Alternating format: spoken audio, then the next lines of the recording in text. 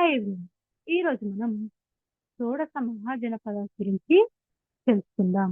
మనం బుద్ధిజం గురించి చదువుకున్నప్పుడు ఇందులో అంగుత్తర నేక అనే దాంట్లో మనకి ఈ షోడశ మహాజనపదాల గురించి మెన్షన్ చేయడం జరిగిందని మనం తెలుసుకోవడం జరిగింది.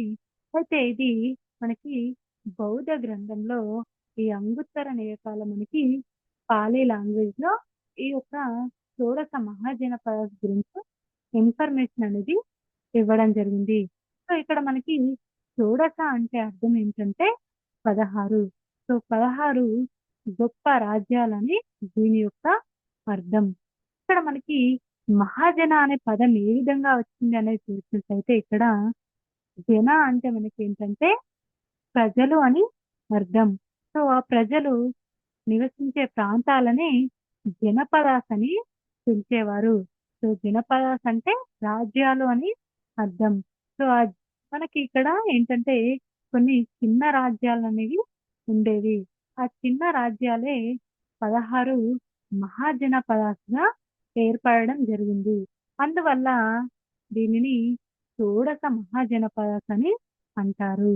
సో 16 గొప్ప రాజ్యాలని దీని యొక్క అర్థం. సో ఇప్పుడు మనం ఆ 16 రాజ్యాలు ఏంటి, అలాగే వాటి ప్రజెంట్ లొకేషన్ ఏంటి, వాటి క్యాపిటల్స్ ఏంటి అనేటివి ఇప్పుడు చూద్దాం. ముందుగా మగధ. మగధ అనేది ఈ 16 మహాజనపదాల్లో చాలా పవర్ఫుల్ అయిన రాజ్యం. ఇది ప్రజెంట్ లొకేషన్ వచ్చేసి సెంట్రల్ సౌత్ బీహార్.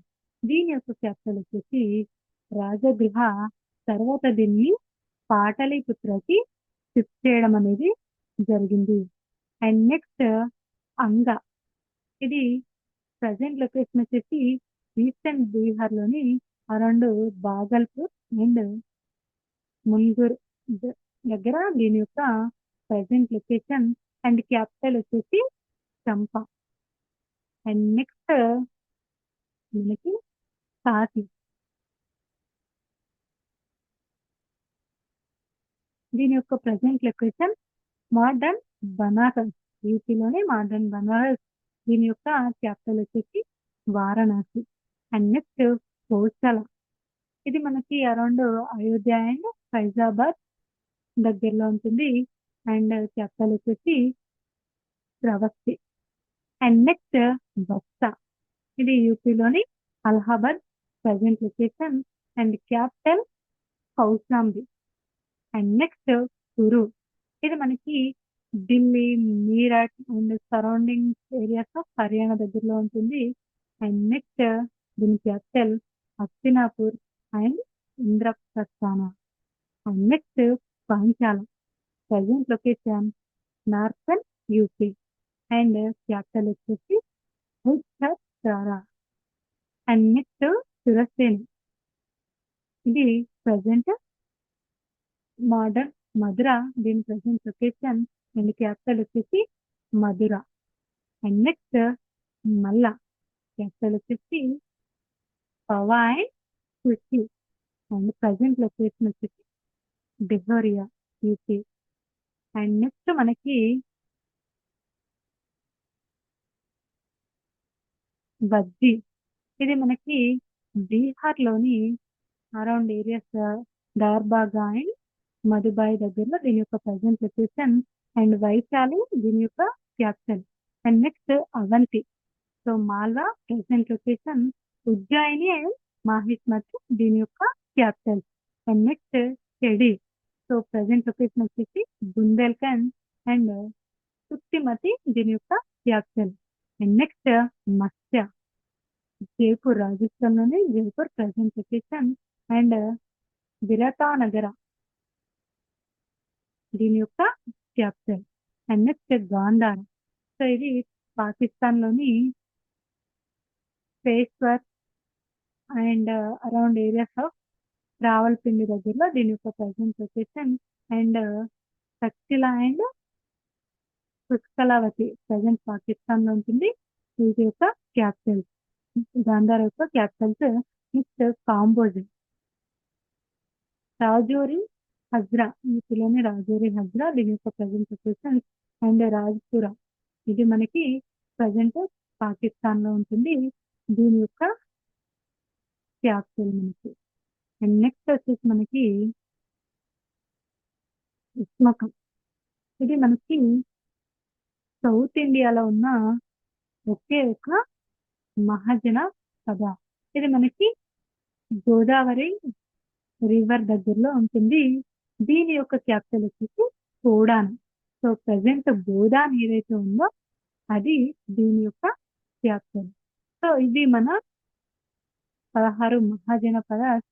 సో వీటి యొక్క ఇవన్నీ కూడా మనకి 6th సెంచరీ BCలో ఏర్పడడం అనేది జరిగింది. వీటిలో కొన్ని రిపబ్లికన్ గవర్నమెంట్ అంటే రిపబ్లికన్ ప్రభుత్వానికి, మరికొన్ని రాచరిక వ్యవస్థకి చెందినవి. ఇక్కడ రిపబ్లికన్స్ అంటే జనరల్ గా ప్రజలు వాళ్ళ యొక్క నాయకుల్ని ఎన్నుకోవడం అనేది జరుగుతుంది. సో మనం ప్రజెంట్ ఎలాగైతే మనం ఓటు వేసి మన నాయకుల్ని ఎన్నుకుంటామో అదే విధంగా వీళ్ళు వాళ్ళ యొక్క నాయకుల్ని ఎన్నుకునేవారు. అండ్ నెక్స్ట్ మోనార్కియల్ స్టేట్ అంటే రాజులు వాళ్ళ వంశపారంపర్యంగా ఆ యొక్క రాజ్యాన్ని పాలించేవారు. అంటే ఆ తాత నుండి తండ్రికి, తండ్రి నుండి మన్మడికి, ఇలా వంశపారంపర్యంగా వాళ్ళు ఒక రాజ్యాన్ని పాలించడం అనేది జరిగేది. సో రాజే అన్ని పవర్స్ ని ఎంజాయ్ చేయడం అనేది జరిగేది. సో దీనిని రాచరిక వ్యవస్థ అని అంటారు. అండ్ నెక్స్ట్ చూసినట్టయితే ఇంపార్టెంట్ రిపబ్లికన్ స్టేట్స్. ఇక్కడ మనకి కొలియాస్, మొరియాస్, విదేహాస్, నయాస్, మల్లాస్, వజ్జీస్, సత్యాస్ అనేవి మనకి సిగ్నిఫికెంట్ రిపబ్లికన్ స్టేట్స్. ఇందులో మనకి వజ్జీ అనేది మోస్ట్ సిగ్నిఫికెంట్. సో వీటన్నిటిలో అన్నిటికంటే ప్రాముఖ్యతను కలిగిన రిపబ్లికన్ స్టేట్. అండ్ నెక్స్ట్ మనకి బుద్ధిజం అండ్ జైనిజంకి ఈ యొక్క రిపబ్లికన్ స్టేట్స్ అనేటివి బర్త్ ప్లేస్ గా మారడం అనేది జరిగింది. అండ్ నెక్స్ట్ మనకి ఇంపార్టెంట్ మోనార్కియల్ స్టేట్స్. అందులో మనకి ముందుగా కోసల. సో కోసల అనేది one of the powerful Kingdom. So ఇది మనకి ఇక్ష్వాకు డైనాసిటీ వాళ్ళు ఈ యొక్క రాజ్యాన్ని పాలించడం అనేది జరిగింది. దీని యొక్క క్యాపిటల్ వచ్చేసి ప్రవస్తి. సో లా గ్రామా ఎవరైతే ఉన్నారో అతను ఈ యొక్క డైనాసిటీకి చెందిన అతనిని చెప్పడం జరుగుతుంది. అండ్ నెక్స్ట్ ఇక్కడ మనకి ఇంపార్టెంట్ సిటీస్ చూసినట్టయితే సాకేత అండ్ అయోధ్య ఈ యొక్క సోషల్ యొక్క ఇంపార్టెంట్ సిటీస్. అండ్ నెక్స్ట్ మనకి వత్స. సో వత్స అనేది కురు డైనాసిటీ వాళ్ళు రూల్ చేయడం అనేది జరిగింది. సో పురాణాల ప్రకారం ఏంటంటే దీనికి హస్తినాపూర్ మొట్టమొదటి క్యాపిటల్, తర్వాత ఫ్లడ్స్ రావడం వల్ల దీని క్యాపిటల్ ని కౌశాంబికి మార్చడం అనేది జరిగింది. And next Avanti. సో అవంతిని ప్రద్యోగ డైనాసిటీ వాళ్ళు రూల్ చేయడం జరిగింది. దీని యొక్క క్యాపిటల్ వచ్చేసి మనకి ఉజ్జయిన్ అండ్ మహిష్మతి. అండ్ మహాసేన అనే అతను ఈ యొక్క వంశం యొక్క గొప్ప రాజు అని మనం ఇక్కడ చెప్పుకోవడం జరుగుతుంది. And next rise of Magadha. So Magadha అనేది మనకి చాలా ఈ 16 మహాజనపదాల్లో చాలా పవర్ఫుల్ అయిన కింగ్డమ్ ఇది. ఇక్కడ ఈ రాజులు ఏంటంటే మెల్లిమెల్లిగా మిగతా జనపదాలు ఏవైతే ఉన్నాయో వాటన్నిటిని ఓడిస్తూ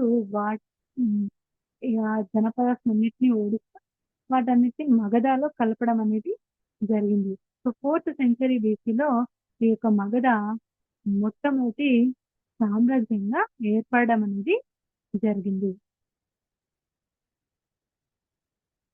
సో ఈ మగధ ఒక గొప్ప సామ్రాజ్యంగా ఏర్పడడానికి దాని యొక్క జాగ్రఫికల్ అండ్ ఎఫిషియెంట్ రూలర్స్ అనేవాళ్ళు చాలా కాంట్రిబ్యూట్ చేయడం అనేది జరిగింది. సో అందువల్ల ఇది ఒక పవర్ఫుల్ రాజ్యంగా ఏర్పడడం జరిగింది. ఇప్పుడు మనం జియోగ్రఫికల్ ఫ్యాక్టర్స్ ఆఫ్ మగధ గురించి చూద్దాం. సో మగధలో మనకి ఏంటంటే అదృష్టవశాత్తు చాలా ఫేవరబుల్ జియోగ్రఫికల్ కండిషన్స్ అనేవి ఉన్నాయి. సో మగధ రైజ్ అవ్వడానికి మనకి ఫేవరబుల్ కండిషన్స్ అనేవి ఉండేవి. ఇది మనకి గంగా మైదానంలో, సారవంతమైన గంగా మైదానంలో లొకేట్ అయి ఉంది. అందువల్ల ఇక్కడ మనకి వ్యవసాయ ఆర్థిక వ్యవస్థ అనేది ఏర్పడడం జరిగింది.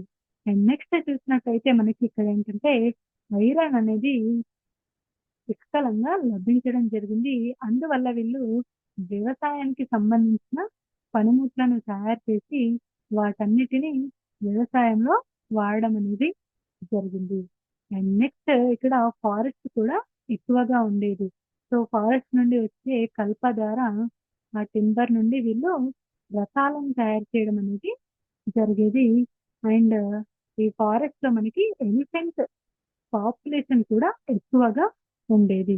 అందువల్ల వీళ్ళు వాటికి సేల్ చేసి వాటిని యుద్ధాలలో వాడడం అనేది జరిగింది. సో దాని ద్వారా వీళ్ళు ఎక్కువగా విజయాలు సాధించడం జరిగింది. సో అందువల్ల ఈ ఎలిఫెంట్స్ అనేటివి ఒక మేజర్ రోల్ ని ప్లే చేశాయి యుద్ధాలలోని మనం చెప్పుకోవచ్చు. అండ్ నెక్స్ట్ వీళ్ళు వాళ్ళ యొక్క క్యాపిటల్స్ ని కూడా చాలా స్ట్రాటజిక్ గా ఏర్పాటు చేసుకోవడం అనేది జరిగింది. సో మొట్టమొదటి క్యాపిటల్ వచ్చేసి రాజగృహ. ఇది మొత్తం తోనే ఉండేది. అందువల్ల ఎన్ని ఇతర శత్రు దేశాల రాజ్యాలకి సంబంధించిన ప్రజలు ఈ యొక్క మగధకి రావడానికి అవకాశం అనేది ఉండేది కాదు. సో తర్వాత క్యాపిటల్ వచ్చేసి పాటలిపుత్ర. ఇది గంగా మరియు దాని యొక్క ఉపనదుల దగ్గర ఉండేది. సో అందువల్ల ఎవరు రావడానికి కూడా సాధ్యమయ్యేది కాదు. సో అందువల్ల వీళ్ళు ఆ, ఈ రాజ్యాన్ని కాపాడుకోవడానికి అండ్ డెవలప్ చేయడానికి ఎక్కువగా ఛాన్సెస్ అనేటివి ఉండేది. సో ఈ విధంగా జియోగ్రఫికల్ ఫ్యాక్టర్స్ అనేటివి ఎక్కువగా ఈ యొక్క మగధ రైజ్ అవ్వడానికి కాంట్రిబ్యూట్ చేయడం అనేది జరిగింది. And next political condition. So efficient rulers of Magadha. So మనకి ఈ యొక్క రూలర్స్ మనకి అనదర్ ఫ్యాక్టర్ అని చెప్పుకోవచ్చు. సో మగధ రైజ్ అవ్వడానికి ఈ యొక్క రూలర్స్ కూడా మనకి మరొక ఫ్యాక్టర్ అని చెప్పుకోవచ్చు. ఎందుకంటే వీళ్ళు చాలా పవర్ఫుల్ అండ్ అంబిషియస్ రూలర్స్. వీళ్ళు ఒకదాని తర్వాత దాన్ని ఒక జనపదాన్ని మెల్లిమెల్లిగా ఓడిస్తూ సో అన్నిటిని కూడా మగధలో విలీనం చేయడం జరిగింది. అందువల్ల ఈ మగధ అనేది ఒక పెద్ద సామ్రాజ్యంగా ఏర్పడడం జరిగింది. అయితే వీటిని రూల్ చేసిన రూలర్స్ చూసినట్లయితే మనకి హరియంక, శక్తినాథ అండ్ నంద డైనస్టీకి చెందినవారు. సో ఇప్పుడు మనం వాళ్ళ గురించి చూద్దాం. ముందుగా మనం హరియంక డైనస్టీ గురించి చూద్దాం. సో దీని యొక్క ఫౌండర్ వచ్చేసి మనకి బింబిసార. సో ఇతను మగధాని చాలా బలమైన కింగ్డమ్ గా తయారు చేయడం జరిగింది. అంతేకాకుండా ఇతను మల్టీ స్ట్రాటజీని వాడి ఈ యొక్క మగధాని చాలా పవర్ఫుల్ కింగ్డమ్ గా రాజ్యంగా ఏర్పాటు చేయడం అనేది జరిగింది. అంతేకాకుండా ఇతను ప్రైమ్ పాలసీ వచ్చేసి వార్స్ అండ్ అనెక్టేషన్స్. అంటే ఈయన యుద్ధాలు చేసి ఆ యొక్క రాజ్యాలను మగధలో విలీనం చేయడం, అంటే మగధాని ఎక్స్పాండ్ చేయడం కోసం ఈయన యుద్ధాలు చేసి వాటిని ఈ రాజ్యంలో విలీనం చేయడం అనేది ఈయన యొక్క ప్రైమ్ పాలసీ. అండ్ ఇక్కడ మనకి అంగా అనే రాజ్యాన్ని ఇతను ఓడించి దానిని మగధలో కలపడం అనేది జరిగింది. అండ్ నెక్స్ట్ పాలసీ వచ్చేసి మ్యాట్రిమోనియల్ అలియన్సెస్. సో ఇక్కడ ఇతను ఆ, చాలా మంది యువరాణిని పెళ్లి చేసుకొని ఆ యొక్క రాజ్యానికి సంబంధించిన రాజులతో సపోర్ట్ అనేది పొందడం జరిగేది. ఫర్ ఎగ్జాంపుల్ ఇక్కడ చూసినట్టయితే కోసల రాజ్యానికి చెందిన మహాదేవిని ఈయన పెళ్లి చేసుకుని కాశీని తన యొక్క పట్టణంగా పొందడం అనేది జరిగింది. సో థర్డ్ పాలసీ వచ్చేసి డిప్లొమసీ. సో ఇతను అవంతి రాజ్యానికి చెందిన మహాసేన అనే రాజుకి జాండీస్ అనేటివి రావడం జరిగింది. సో తనకి ట్రీట్మెంట్ ఇవ్వడానికి తన యొక్క కోర్టులో ఉన్న ఫిజిషియన్ కానీ ప్రొవైడ్ చేయడం జరిగింది. సో ఆ ట్రీట్మెంట్ అనేది సక్సెస్ఫుల్ గా ఇతనికి విజయవంతం సాధించింది. సో అందువల్ల వీళ్ళిద్దరి మధ్య స్నేహం అనేది ఏర్పడడం జరిగింది. అండ్ నెక్స్ట్ అజాత శత్రు. సో అజాత శత్రు అనే ఇతను ఈ యొక్క డైనాసిటీ యొక్క రెండవ రాజు. ఇతను తన యొక్క ఫాదర్ ని చంపి తన కిరీటాన్ని తీసుకోవడం జరిగిందని మనకి బుద్ధిస్ట్ లిటరేచర్ రివీల్ చేయడం అనేది జరిగింది. ఇతను వచ్చేసి అవుట్ రైట్ అనెక్సేషన్ పాలసీని ఫాలో అవడం జరిగింది. సో మగధాన్ని ఎక్స్పాండ్ చేయడానికి ఈ యొక్క పాలసీని ఫాలో అవడం అనేది జరిగింది. ఇతను బజ్జి మల్ల కోశల రాజ్యాలను ఓడించడం జరిగింది. వాటిని మగధలో విలీనం చేయడం జరిగింది. And next Udayan. So Udayan అనే అతను సక్సెసర్ ఆఫ్ అజాత శత్రు. ఇతను తన మిలిటరీ చీఫ్ అయిన శిశునాగా చేతిలో హత్య చేయబడడం జరిగింది. సో తన యొక్క మిలిటరీ చీఫ్ శిశునాగా ఇతనిని చంపడం జరిగింది. సో ఇతను తనను చంపి ఒక కొత్త డైనాసిటీని ఏర్పాటు చేయడం జరిగింది. అదే శిశునాగా డైనాసిటీ. సో అందువల్ల ఈ యొక్క హరియాంక డైనాసిటీ ఇక్కడితో ఎండ్ అవడం జరిగింది. తర్వాత కొత్త రాజవంశం అనేది కూడా మనకి ఏర్పాటు అవ్వడం జరిగింది. So next Shishunaga dynasty. దీని యొక్క ఫౌండర్ శిశునాగా. ఇతను అవంతి రాజ్యాన్ని ఓడించి దానిని మగధలో కలపడం జరిగింది. నెక్స్ట్ కోసలక. సో కోసలక మనకి second and last king of Shishunaga dynasty. So ఇతను ఈ మగధ యొక్క క్యాపిటల్ ని పాటలీపుత్రకి షిఫ్ట్ చేయడం జరిగింది. అండ్ నెక్స్ట్ ఇతనిని తన కమాండర్ అయిన మహాపద్మనంద ఇతన్ని చంపడం జరిగింది. తను ఇతన్ని చంపి ఒక కొత్త డైనాసిటీని ఏర్పాటు చేయడం అనేది జరిగింది. అదే Nanda dynasty. Next Nanda dynasty చూసినట్లయితే మహాపద్మనంద దీని యొక్క ఫౌండర్. ఇతను అందరి రాజులలో గొప్ప రాజుని చెప్పుకోవడం జరుగుతుంది. సో మగధాని రూల్ చేసిన అందరిలో ఇతను ఒక గొప్ప రాజు. ఇతను by caste Shudra and religion పరంగా ఇతను జైన్ మతానికి చెందిన అతను. ఇతను మొట్టమొదటి నాన్ క్షత్రియ కింగ్. మన హిస్టరీలోనే ఇండియన్ హిస్టరీలోనే మొట్టమొదటి నాన్ క్షత్రియ కింగ్. సో ఇతను ఓన్లీ గాంధార అండ్ కాంబోజా రాజ్యాలను తప్ప మిగతా అన్ని రాజ్యాలను జనపదాన్ని ఇతను ఓడించి వాటన్నిటిని మగధలో కలపడం జరిగింది. ఇంక్లూడింగ్ అస్మక, కురు, పాంచాల, సురసేన, కళింగ ఇవన్నిటిని కూడా ఇతను ఓడించి మగధలో కలపడం అనేది జరిగింది. సో అంతేకాకుండా ఇతను వింధ్య మౌంటైన్స్ నుండి సౌత్ ఇండియా వరకు అన్ని రాజ్యాలను ఓడించిన మొట్టమొదటి రాజు. సో ఇతనికి కొన్ని టైటిల్స్ అనేవి ఉన్నాయి. అవి ఏక్రాజ్, పరశురామ అండ్ సర్వక్ష ప్రాంతకుడు. And next Mahapadmapati. సో ఇతని యొక్క title. And next Dhanananda.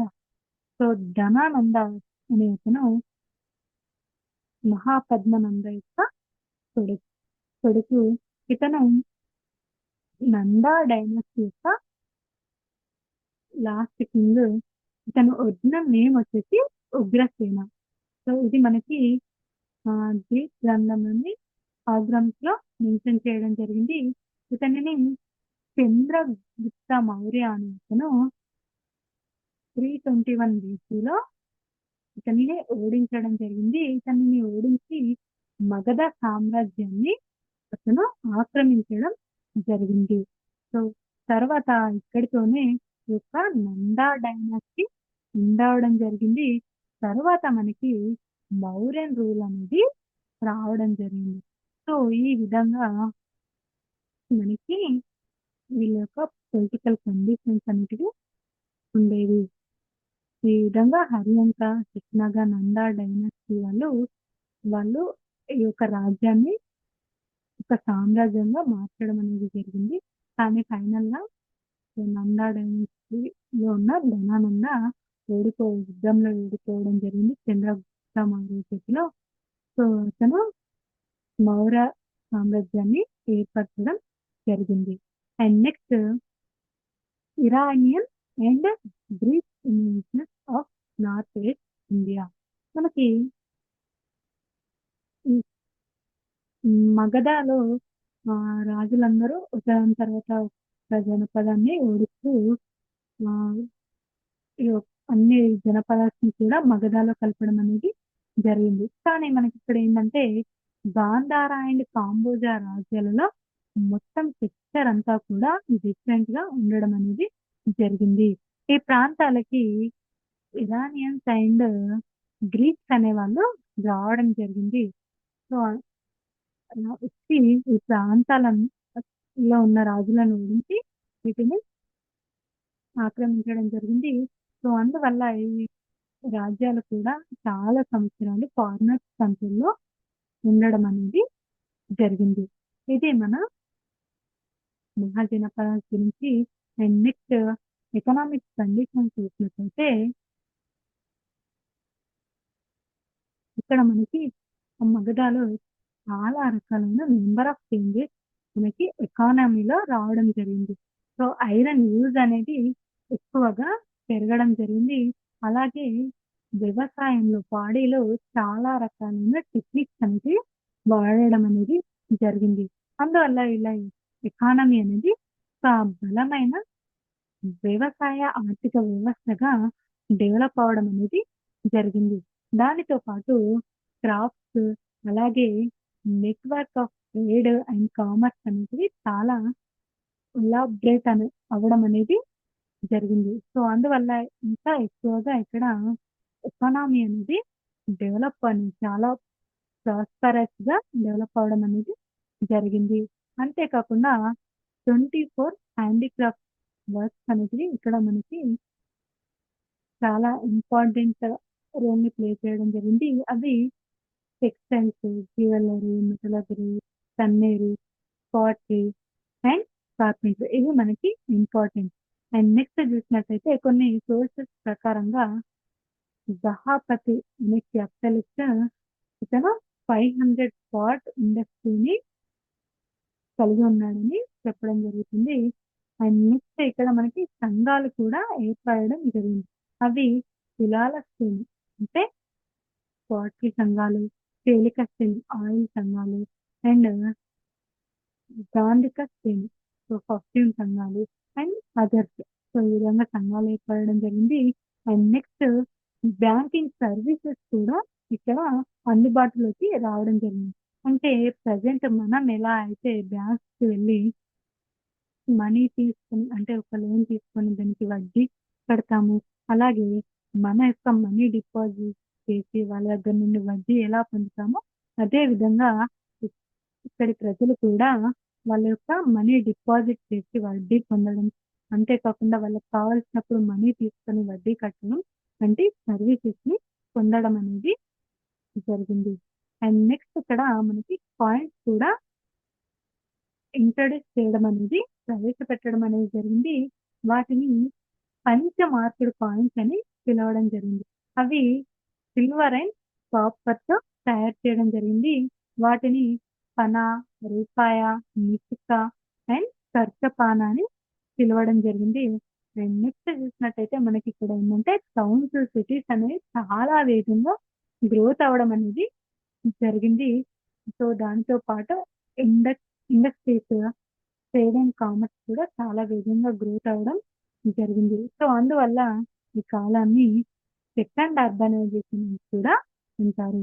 So, మనకి మొదటి అర్బనైజేషన్ వచ్చేసి Indus valley civilisation and second urbanisation వచ్చేసి ఈ కాలాన్ని మనం సెకండ్ అర్బనైజేషన్ అంటాము. ఇక్కడ మనకి 120 సిటీస్ అనేటివి ఏర్పడడం జరిగింది. అండ్ నెక్స్ట్ రిలీజియస్ కండిషన్ చూసినట్టయితే మనకి ఇక్కడ బుద్ధిజం, జైనిజం, అంగిక అండ్ అదర్ రిలీజియన్స్ అనేటివి చాలా ప్రాముఖ్యతలోకి రావడం అనేది జరిగింది. ఇది మన షోడశ మహాజనపదాల గురించి. ఈ వీడియో కనుక మీకు నచ్చినట్లయితే లైక్ చేయండి, షేర్ చేయండి, సబ్స్క్రైబ్ చేయండి. Thank you.